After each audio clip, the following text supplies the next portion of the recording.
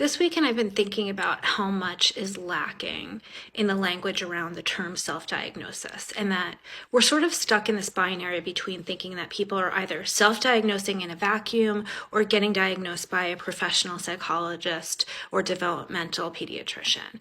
And the fact is that literally no one is self-diagnosing. People are self-diagnosing, which I'm putting in quotes, based on decades often of information they've received from their educational institutions, peer relationships, by their real intention to try to mask and failing, by not being accepted by in-laws.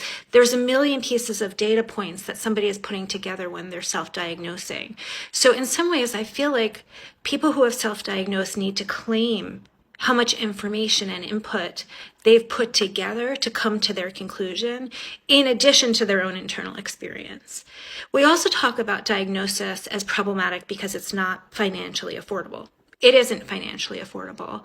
But the other thing is it's not necessarily psychologically affordable to have gone through your entire life masking, feeling different, feeling isolated, feeling like you're in terrible pain, not understanding it, and then going to a professional and being told that you don't meet the diagnostic criteria because it was written for a majority group.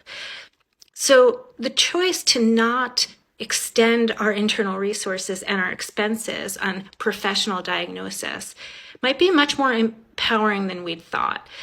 Because in fact, the information we're putting together to self-diagnose is multifaceted, textured, and based on years of longitudinal research, as opposed to us handing ourselves over to a professional with a set of questionnaires that likely doesn't apply to most of our experiences.